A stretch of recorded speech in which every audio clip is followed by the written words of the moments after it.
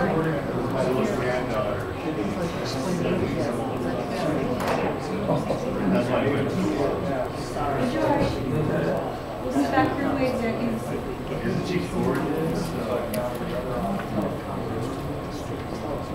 try to figure out a way. Meeting will please come to order. We have an announcement that the meeting is being teleconferenced with Mr. Neely, who is to be taking part in the meeting from Jenison, Michigan. Roll call, student representatives are here. Welcome Dominic and welcome Roman. Board members are on call account for. Sir? Yes, sir. Okay. Please rise for the pledge.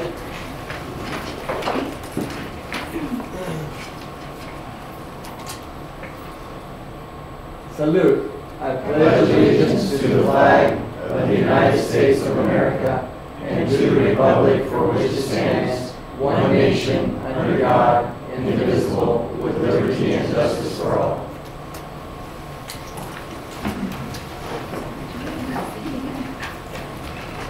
There is nothing to report from closed session. We have two public hearings. I will open the public, declare open. Resolution 2015-37, sufficiency of instructional materials. Any comments from the board? Any comments from the audience? I declare this public hearing closed. We have a public hearing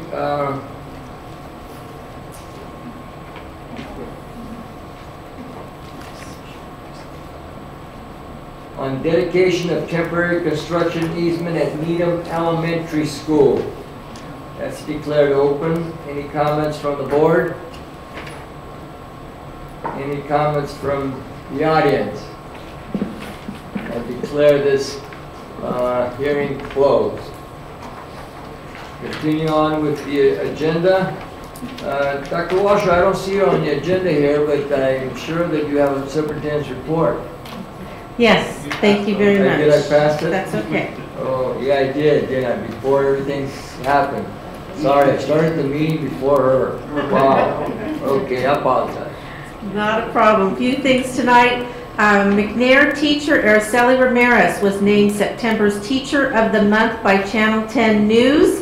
And want to let you know that this will be, they came in video, did a little clip with her in the classroom, and it will be shown on Channel 10 Tuesday, September 8th at 5 o'clock. So please tune into that if you can. Our Food Services Department has received an award. The Center for Eco-Literacy in Berkeley is presenting our Food Services Department with the California Food for California Kids Innovation Award for bringing California Thursdays to the district. You remember we kicked this off some time ago at Tokay with a big celebration on how our Food Service Department is utilizing fresh local foods on Thursday called California Thursdays. We had a fantastic college career planning night last night. Thank you to those of you who were able to make it. This was the first year we tried something a little different. We had local business representatives at the tables as well, talking to students and families about what it takes to get a job with their company, what kind of skills they need, what kind of education they need, and what kind of advancement opportunities there are. As you know, some of our students don't see the behind the scenes that happens in businesses, and they were able to talk to them about it. They did a fantastic job. A lot of them brought some of their gadgets and what they do to show the students and their families, and it was a wonderful event. We had universities from Southern California all the way to Boston represented. So we're estimating approximately maybe 1,500 people or more going through last night. We've had a lot of professional development happening lately. Even though we just started school, teachers have not only been busy in the classroom, but they've been busy growing in their profession. We have had sessions on our PBIS, that's our Positive Behavior Intervention and Support. As you know, that's a huge effort that we're going through this year to help our children learn behavior rather than just get consequences all the time. So we've had our leadership teams from the schools trained on that, at least the first sessions. We've had iRead, Read 180, Think Central, which is the math technology piece. We've had our one-to-one device sites go through some training on using technology, so there's been a lot of activity in that area lately. Also want to let you know that Beckman celebrated their 25-year anniversary recently, and they had a really nice celebration at the school. They invited former administrators who had been there when the school opened. There are several teachers who are still at Beckman who started the school. And they introduced them and acknowledged them, so it was a really nice celebration that they had. So congratulations to Beckman. Thank you. Thank you, Dr. Washer. Continuing on with the agenda, the action items on consent agenda A, routine business. Any items want to be pulled by the board? Mr. Heberly? Mr. Nav, I'd like to pull item A5 for question. A5. Anybody else? Anybody from the audience would like to pull any of the items on routine agenda A? If not, Mr. Nava, Yes, motion to approve the balance of the agenda A items. Second. been moved by Mr. Heberly, second by Mr. Talcott to approve the rest of consent agenda A. Student vote? Aye. Aye. Board vote?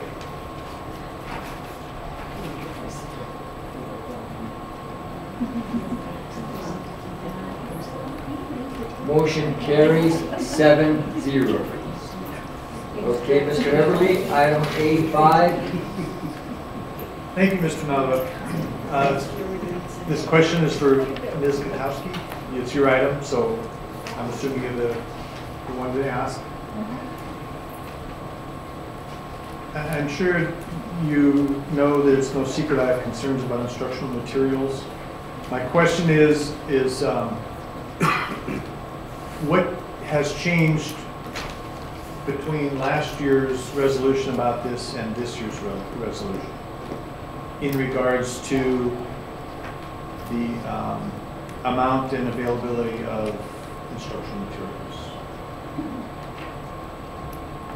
Well, as you know, that last year we went through a whole process of inquiring to schools about which types of materials that they needed, and if they brought forward instructional materials that were not normal everyday classroom things like coloring crayons and things like that. We purchased those types of things. Anything that came across my desk, we did purchase those things. This, in terms of this resolution, it is the same process that we've used since the Williams Act came into compliance, where teams from the county came out and viewed our schools on the second week of school to see if all of the instructional materials that were needed at our DESAL 1 schools met that criteria, and this is to certify that yes, they had the instructional materials that they needed at that time. How many schools do they go to roughly? It's like 16 or 17, one high school, a couple of middle schools, Delta Sierra, Lodi Middle, McNair, and a lot of elementary schools. Which high school did they do? McNair. They did them last year. Correct, because they are when the original declaration came through, they were a Decile 1 school, and they have not been able to move. Now that will change because of the API is gone, but right.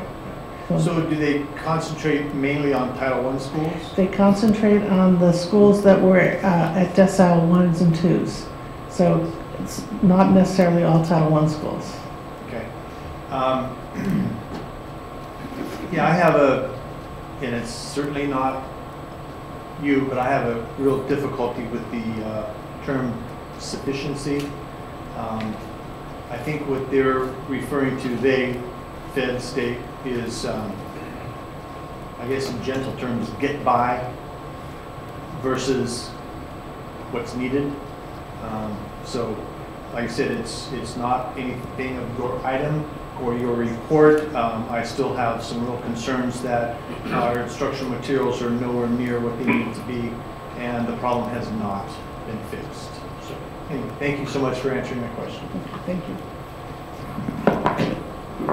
Ms. Katowski, when we look at this list, and maybe we could put the list up here on the screen, we see biology books that were last approved in 2008, science books in 2007, history books in 2006, sociology books in 2004. What does that mean? That means the last adoption for those textbooks were at the year that received the board approval of, and it's kind of a difficult situation. Every year you adopt a new textbook, you adopt a new curriculum, but in 2008, when the state went through its budget crisis, it halted all adoptions of textbooks for several years. And so the first actual adoption we were able to complete was last year with the math adoption, where we adopted the new math all the way aligned to Common Core. So with releasing those funds, they sent out a new matrix of timelines. So our next adoption will be looking at English Language Arts, ELD, this year, and then history, social science next year, and science the year after, according to the framework and the timeline by the state of California. Which is good because the 9 through 12 English literature books were last approved Very in old. 2001. Correct. Yes. So we know they're going to adopt something this year. So there'll be 9th graders that weren't even born at the time this book was adopted. And I'll add to that, Mr. Freitas. And I'm sorry, but I mean, the history book, last adopted in 2005, is two presidents behind.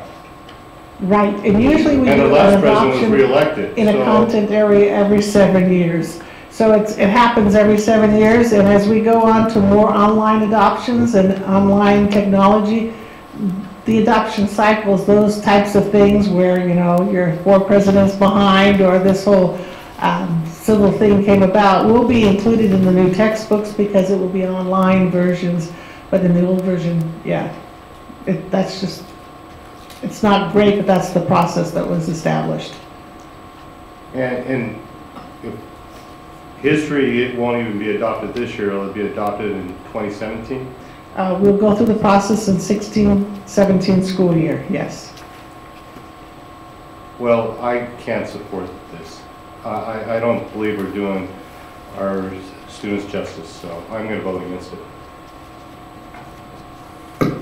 May I add a little bit to that too, is if you, not all of them of course, but on several of them, you'll know that the edition is produced and published 1 year, and then it's adopted a year, sometimes 2 years after that. So the adoption year is newer than the edition year that book came out. So they're actually older than the adoption year. True.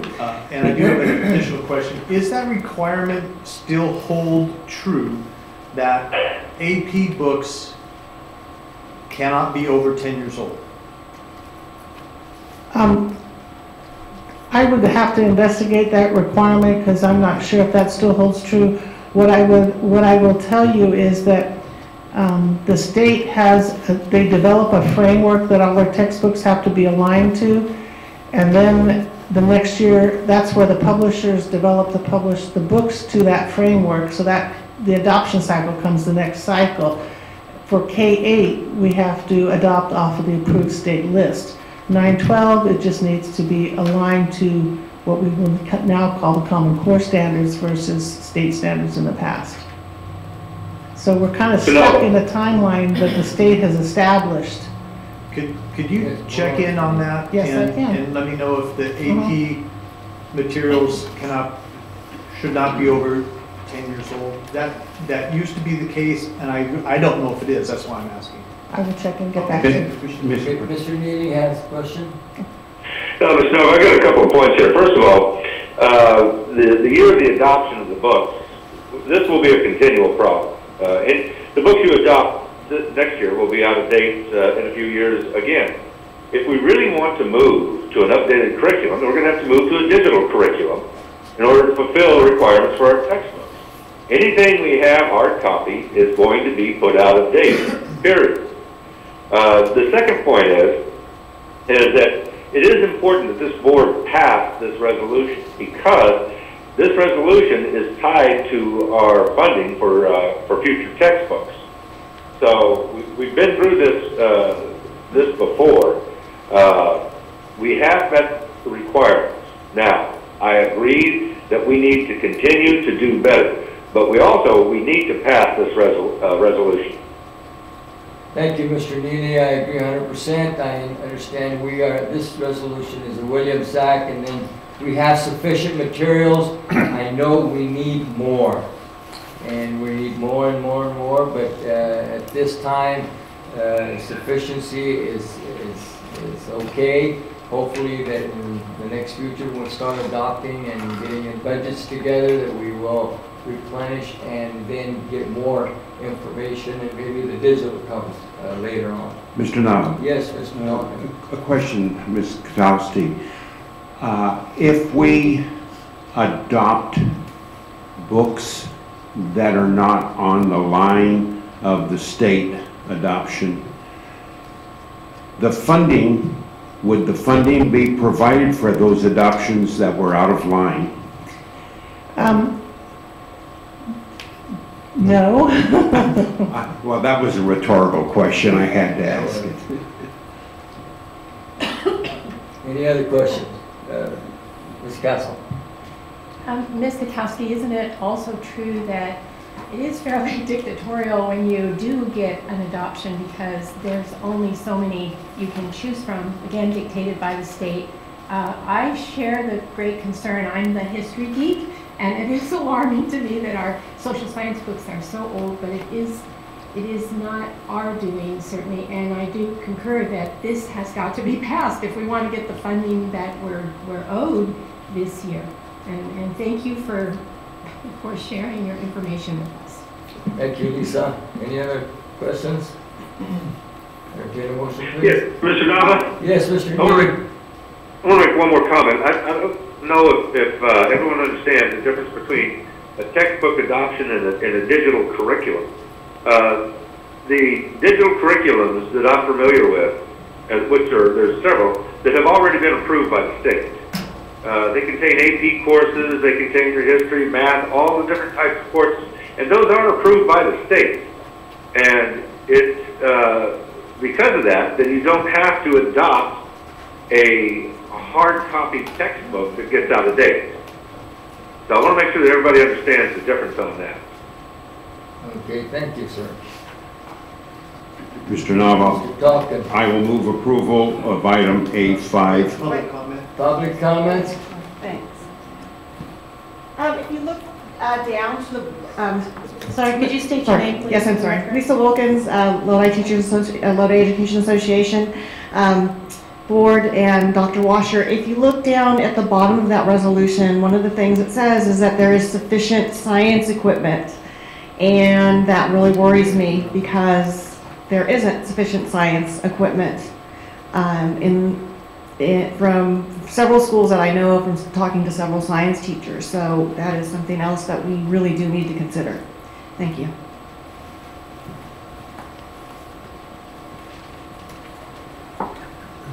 Yeah, Scott Keithley, 1543 Fawnhaven. Yeah, I just did the back to school night at Tokay High, and I was just surprised that of the classes, I went to all of them with my daughter, and none of them had computers in the classrooms for students to use. I just found that a bit surprising and a bit disappointing. I understand that I don't know how things happen, but it just seems surprising that our high schools are that way. Thank you. Thank you. Mr. Talkin, motion? I would move approval of A5. Mr. Talkin has moved to approve. I'll second the motion. A5, second by George Neely. Student vote? Aye. Board vote?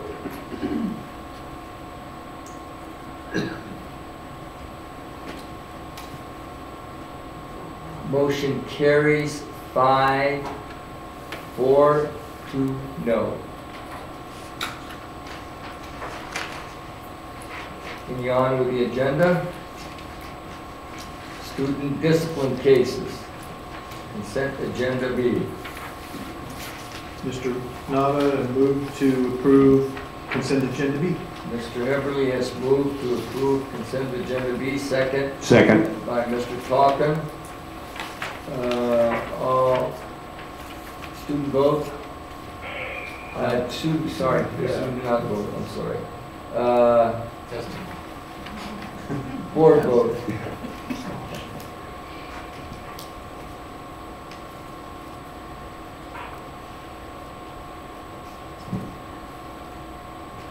I'm clicking.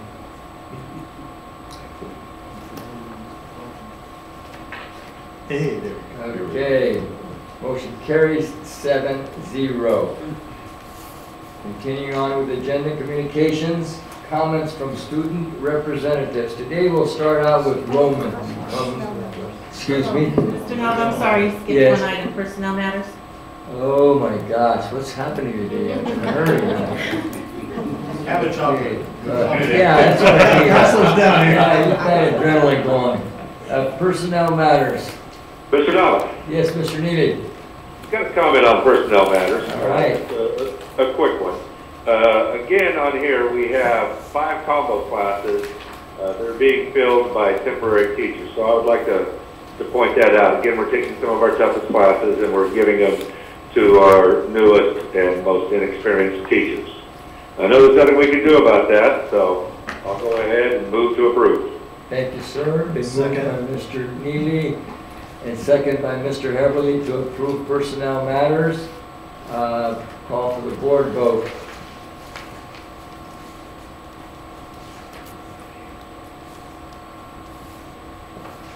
Motion carries 7-0. Okay, now we go back to the comments from student representatives. Roman, got the floor, sir. Yeah.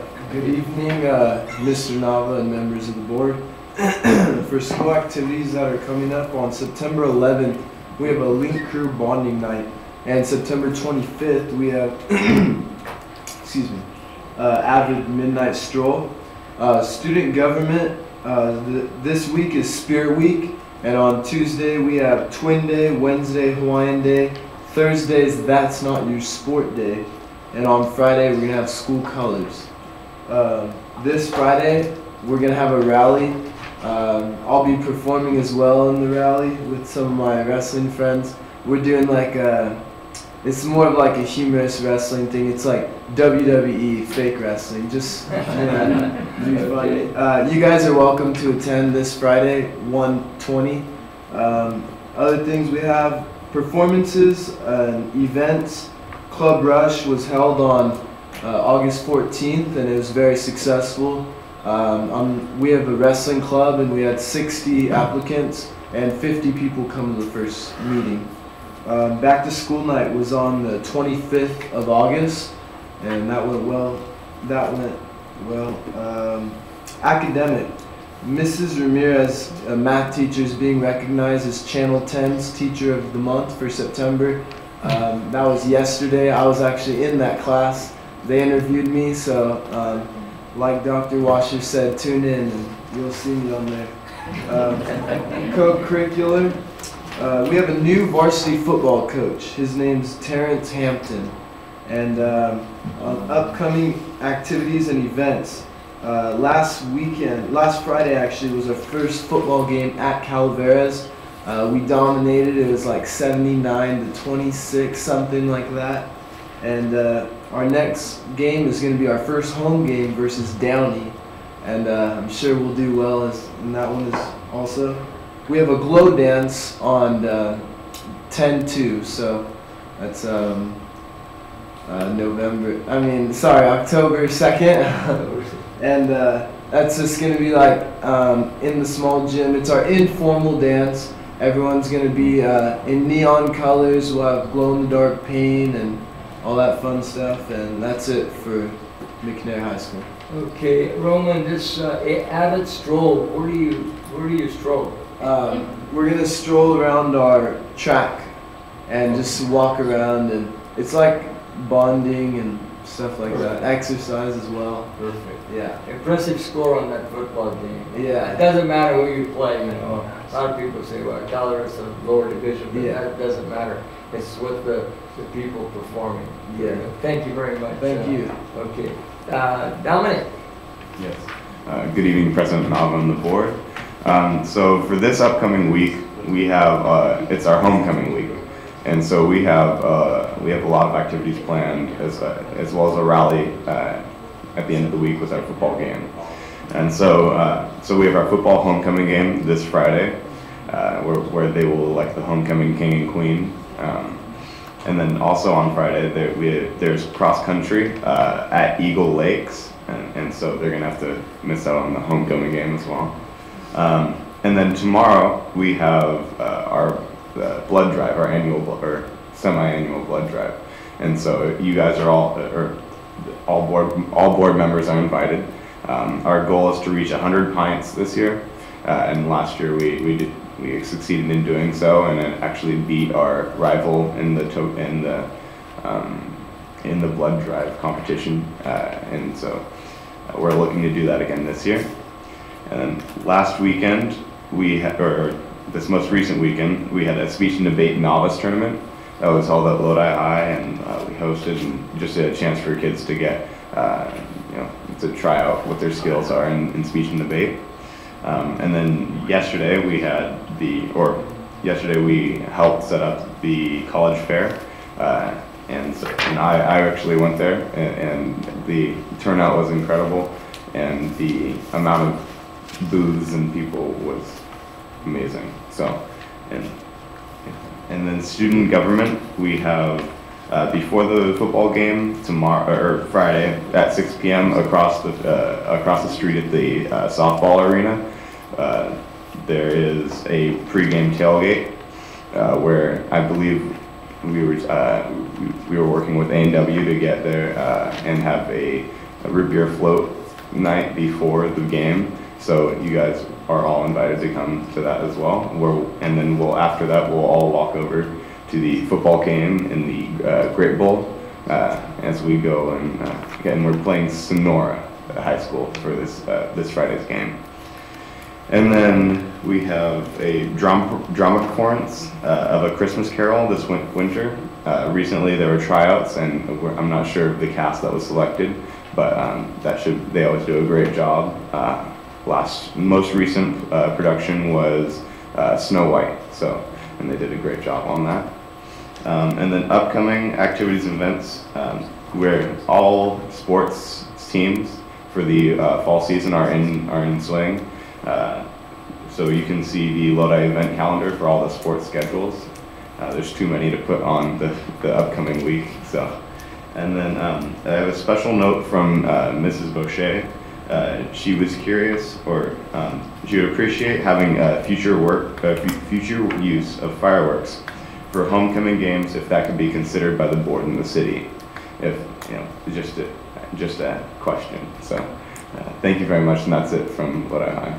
Okay, thank you, Dominic. I saw your picture. A lot of seniors on that water polo team, huh? Oh yeah, there was actually a couple that were missing from the photo as well. Oh, they were. Because I counted 9, and I said, wow, that's a pretty good group. Yeah. Group. Again, I want you to thank your mom for volunteering on this Millswood trip to Catalina. My God, that's a volunteer work, and they had a great experience. One of my grandsons went on the trip, and my stepson also went on that trip, so they teamed up together. So thank her for volunteering. Okay. Thank you all very much. Thank you very much. Okay, let's continue on with the agenda. We have comments from the public. I have no cards today. All right, so we'll have comments from employee group representatives.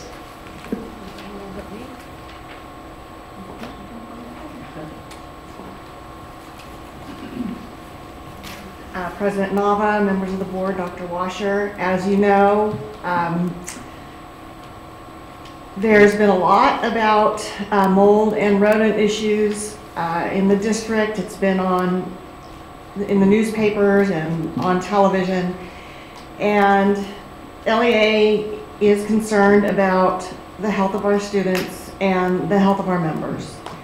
So we would just like to reiterate that a lot of these need to be made more public. My own personal experience last year at Murata, it was completely hush-hush. Principal wouldn't answer any questions, even though there were guys in hazmat suits going in and out of the particular classroom. And that's just not appropriate. We've got to be open with our teachers, our students, our parents. And I'm asking going forward that that happens more often. Just as an FYI, I did, one of our members did make, at Murata did make a complaint with OSHA because of the secrecy. As the Leo rep, I was asked to sit in on that conversation and basically had to, you know, agree with everything this member was saying about the fact that no one would answer our questions. We didn't know if it, you know, what the problem was. Was it mold? Was it asbestos? What was it? And what the results were for air quality tests. And as far as I know, no announcement last year was ever made to parents. Teachers only got it after OSHA came out and our principal talked about it at a staff meeting. But as far as I know, none of our parents were ever contacted, and there were students in that room. And after they did that room, they tested the room next door, and they did that. They cleaned up that room as well. Again, no notification to parents. So we've got to get better at this. Thank you. Thank you.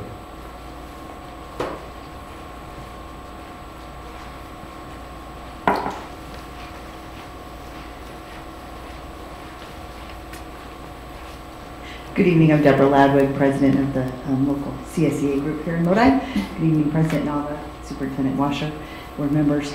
I just wanted to chime in about the college and career night last night. CSEA was invited to have a booth. And at first I thought, well, okay, we'll have a booth. But what I did is I put out some information about scholarship opportunities available to CSEA members, but also just to all union members affiliated with AFL-CIO. So a lot of people that came through were able to take advantage of that information. And then I also took the opportunity to highlight current job postings that are available at the district. We do have a lot of CSEA or classified positions open right now that are part-time for students that might be continuing their education locally. They might be able to work that in, you know, so they could have some steady employment and then also be continuing their education, or perhaps they'd like to start a career with Lodi Unified. So it really was an excellent experience. I had a lot of fun talking to students and parents, and it looked like everybody who was there had a really good time. They got a lot of information and everybody was excited about just the opportunity. I could see in their faces that they were here to talk about, you know, their future. And there were kids that were 7, 8, 10 years old, and then of course high school kids and high school seniors that were ready to go. But the young ones too, starting to make plans. It was a great opportunity. So thank you for the invitation, and we'll look forward to doing it again if we're invited. But it was a great activity, or a great event, and I was glad to see that Lodi did that. So thank you. Thank you, Deborah.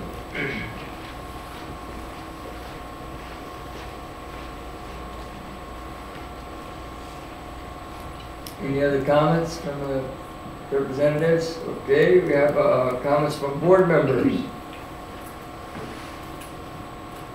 Listen up. Mr. Neely. Real quick, not trusting my memory to remember to ask this to be put on the agenda at this meeting. I sent an email to Dr. Washer this weekend and asked that a discussion of the mold problem be placed on the agenda for the meeting on the 15th. And so I just want to bring that up. I would like to see the district, Dr. Washer, come prepared to kind of fill us in on what's been going on and the extent of the issues and some things like that. I've heard some people asking to have every school air quality tested. I don't know if that's a way to approach this or not, but anyway, if we could come prepared to discuss that on the 15th, that would be fantastic. That's all I have. Thank you, Mr. Neely. We received an email from Mr. Hearn on the 16th of August explaining all the mold, the proactive things that they're doing in the district with the mold. And it had some questions and answer sheets, and it had a whole lot of information. There's a document there for the district that has 44 pages with the mold, and maybe they can bring that and all the other things that they've been doing in the district for that particular day. That would be perfect. And I'm also wanting to know how, if our employees find something or suspect something, that they report it, what our reaction to that is, and also about the communication with parents and teachers as well. Thank you. Any other board comments? Mr. Heberly? Well, right at the end, Mr. Neely, you mentioned what I was going to bring up is that when a concern is raised, one of the things I'd like to know is what is our protocol? What steps do we take? And it is a little disconcerting that if you hear people in little green suits walking around your school and you have no idea why they're there. So I'm hoping that that's not the norm. But I'm really very curious and very concerned that when information does come forward that there may be a concern, we take it seriously and we can tell right then, you know, get the samples, get things back so we know for sure, is it or isn't it? And then how we proceed and that information and contact flow goes. That, to me, that process is what's really important for that. It's been mentioned several times about the College and Career Night. It was really a very nice event, as the other years have been also. This one seemed to be a little more diverse in the types of booths that were available. There were a lot more community businesses involved, which was a good thing because they had kind of a unique perspective.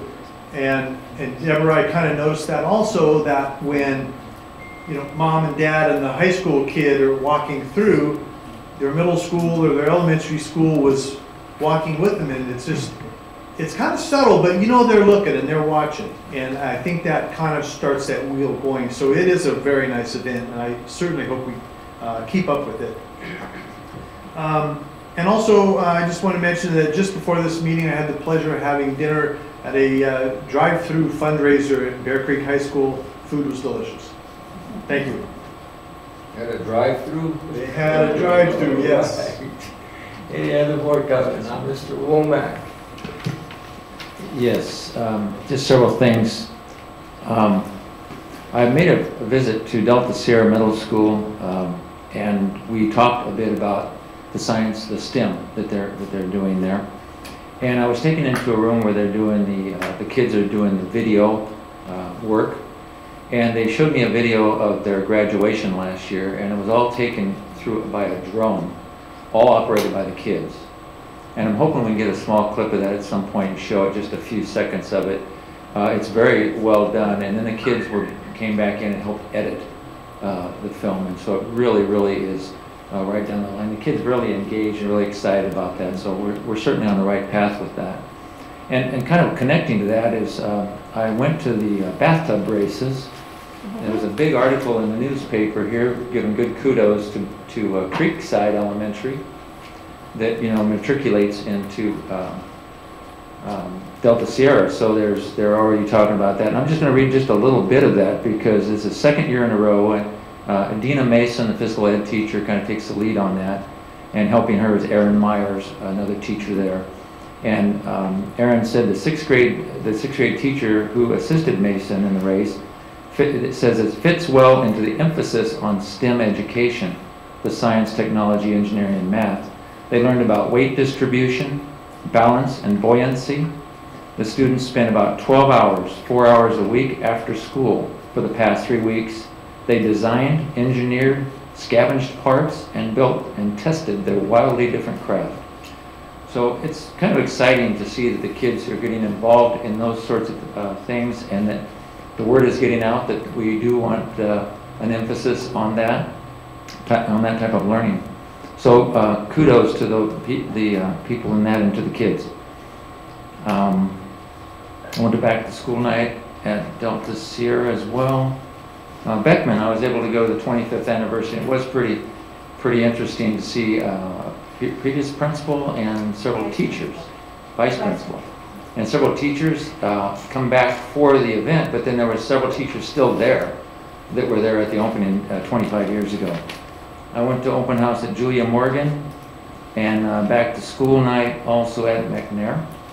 And then I made another visit the next day, and I saw this young man right here, Roman, in his class, busily working on calculus. Yeah, that was Mrs. Ramirez's class. Yes, yes. And while I was there, I was able to interact with both our teachers who won the Cortopassi Award in science. Mm-hmm. And it was very interesting. No wonder they're so, they're very exciting people. Mm-hmm. And so that was very, very good. Also, I want to thank the Nutrition Services and the Record. Again, was another article about the dairy, mobile dairy. And it went to, let's see, it was at Creekside. It's also going to Julia Morgan, Vinewood, Wagner Holt, Houston, Sutherland. And so shout out to Nancy Rasdonnelly and the group as well. So they connected with the California, or the Nutrition Service, California Dairy Council, in having this mobile dairy come and have the kids actually see the cow and the milking. PBIS, discussed that with a number of people. It's exciting to see that people know what that means. And so the positive behavioral intervention services are something that I'm glad to see. And we heard a report last week from Bear Creek, and I know the other schools as well, as far as the culture of kindness and things like that. So we're doing some good things in the schools. Thank you to the teachers and to the students who are making this happen. Thank you. Any other comments from the board? Can I say one more thing? Shout out to Mitch Slater, because the kids who are doing the drones, he was made sure they got the word from FFA on how far they can fly them and how fast and how high and all that stuff. So they're following the rules while they're learning how to use these drones. I want to thank people. Who's responsible for the physical focus? Mr. Hearns. Mr. Hearns, thank you, sir, again. My gosh, that keeps us abreast of all the things that are happening in the district and all services, actually. So I just go to that and I know what's happening. I don't have to visit every school when these things are going on. Any other comments? Okay, we have a report. Ms. Medica, proposed board policy revision.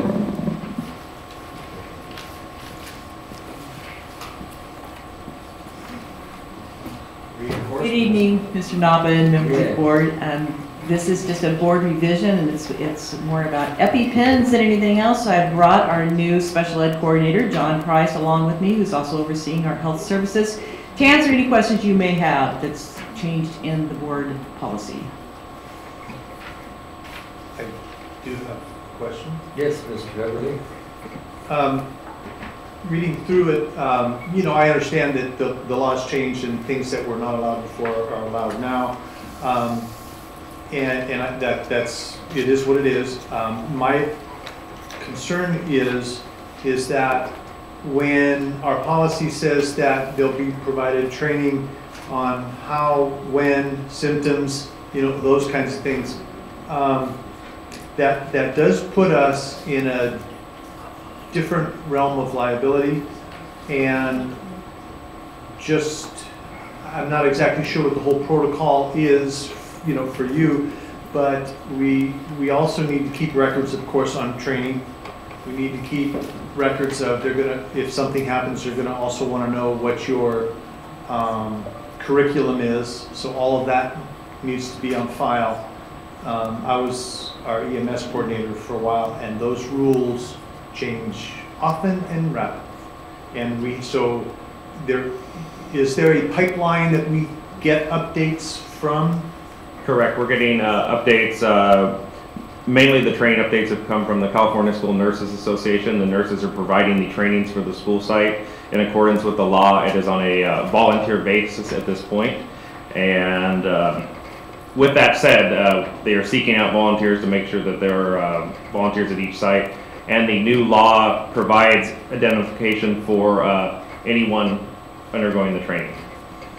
Okay, perfect. And one of the other things too is I noticed one of the categories was for insulin, and there are certain insulins that do need to be refrigerated, so we know all that. Correct. That is part of our typical school nurse duties. That's provided also as well as part of the health training that is done annually for our site secretaries and site office folks done at the beginning of every school year, mandatory required for all office staff. Perfect, thank you. I just, a lot of times when things come in to, this is the law, and you're going, okay, what are our parameters? As long as we know what those are and we're training to those, I'm happy because then we can indemnify ourselves of certain things. Correct. We are stocking the quantity asked for by the law, which is 2 per site, 2 EpiPens for our secondary sites, 1 EpiPen and 1 EpiPen Junior for elementary sites, training appropriate staff on the volunteer basis. If therefore a lack of volunteers, the admin would be trained. Also, all site secretaries are trained as part of their annual training, so we'll be training at each site to make sure that there's someone qualified to do it. Good, good. And I noticed the whole, well, I don't know what the correct term, but we use hold harmless for the people that actually do it. Correct. I think that that's a great idea, so thank you for your... Yeah, correct. And as part of the update to the board policy, the exhibit attached to has the identification certificate that goes with it. Perfect. Thank you so much. Thank you, Don and John, for your proactive on this. I read it thoroughly, and I'm satisfied with what you people are doing. You know, if you have some problems, you're already ahead of the ball game here. Thank you. Thank you much. Yeah.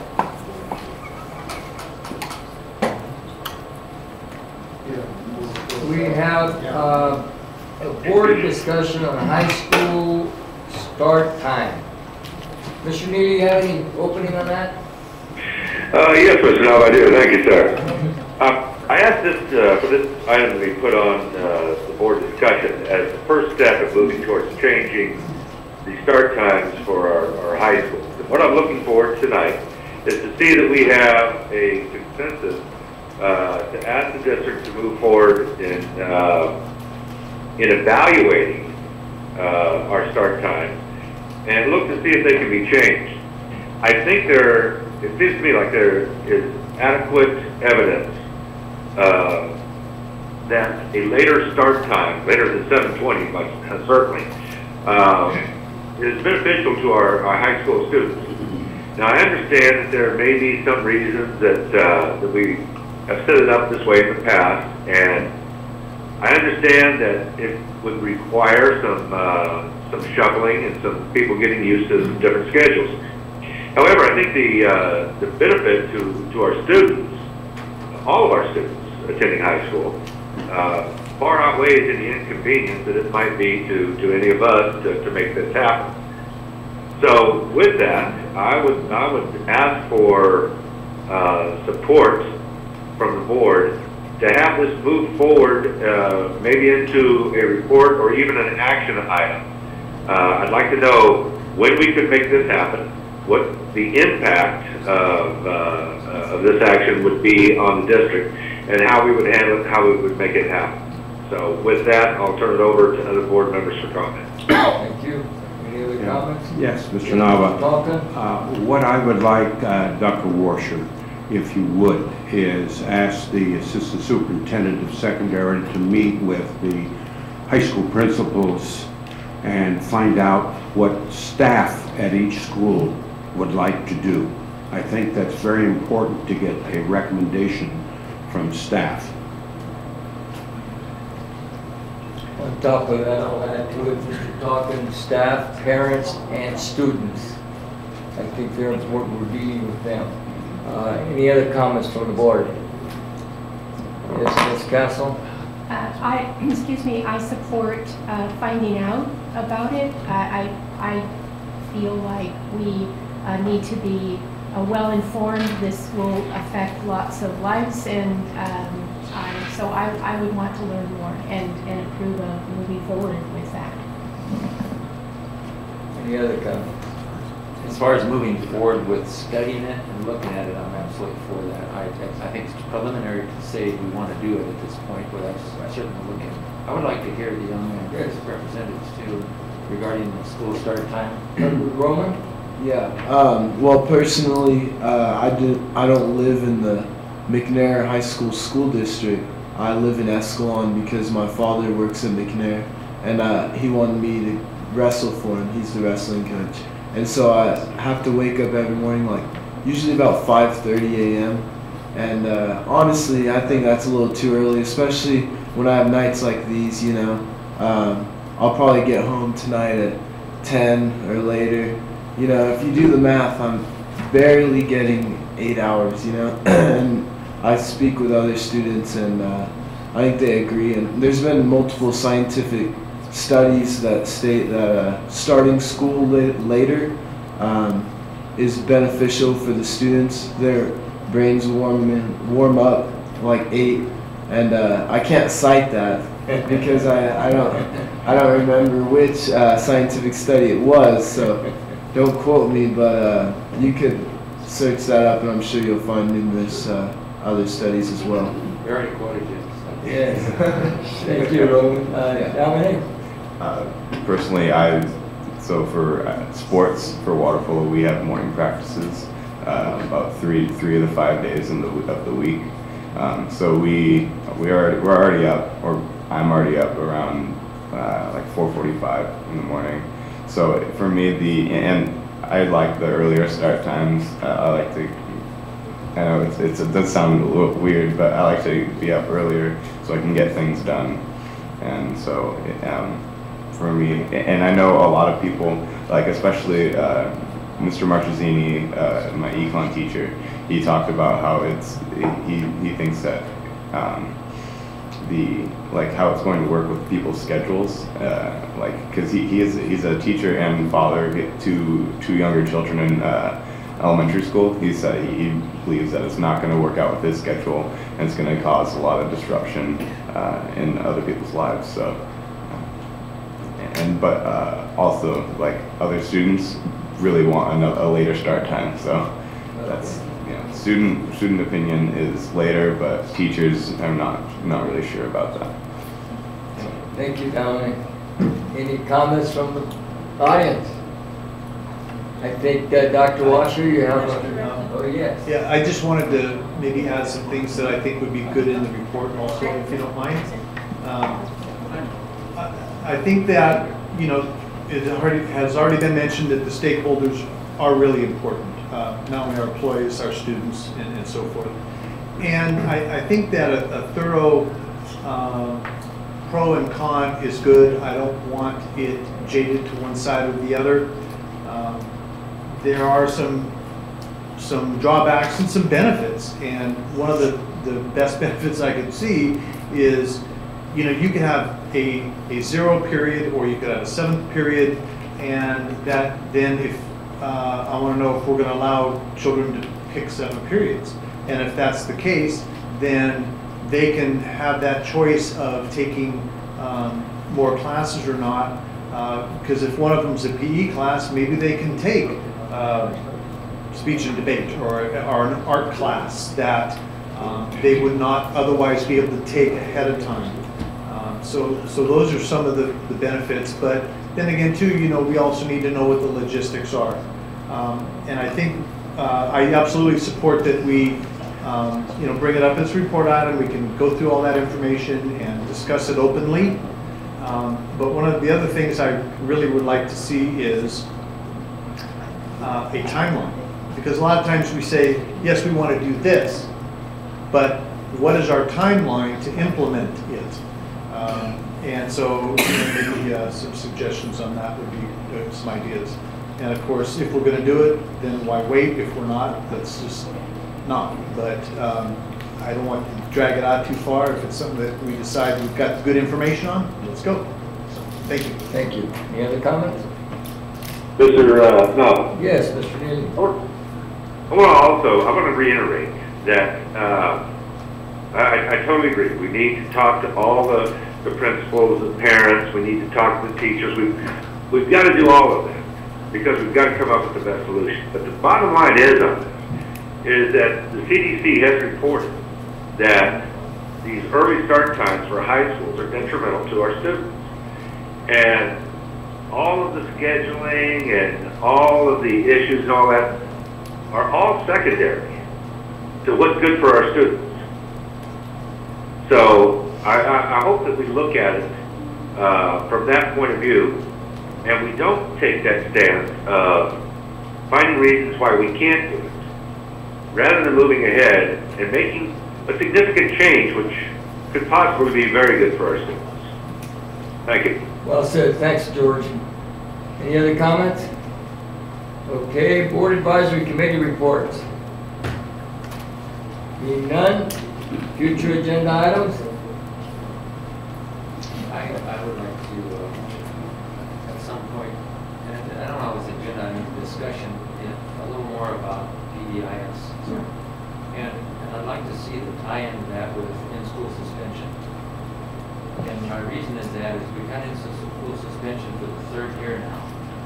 And we really haven't had much feedback on whether it's working as intended. Because originally intended it was to have a place where they could make up their credits, not be out of school, and positive interventions and what have you in that setting, and not a dumping ground as some people had intimated in the past that may have occurred. So maybe looking at that, and maybe the future of PBIS may include that piece. It may look different than it does today. So maybe just an update on that. Okay, thank you. Any others? May I have a motion to adjourn? So moved. It was moved by Mr. Everly, and second by Mr. Neely. Meeting adjourned. Okay, George, we'll see you next board meeting. All right. Thanks, Joe. Good night, George.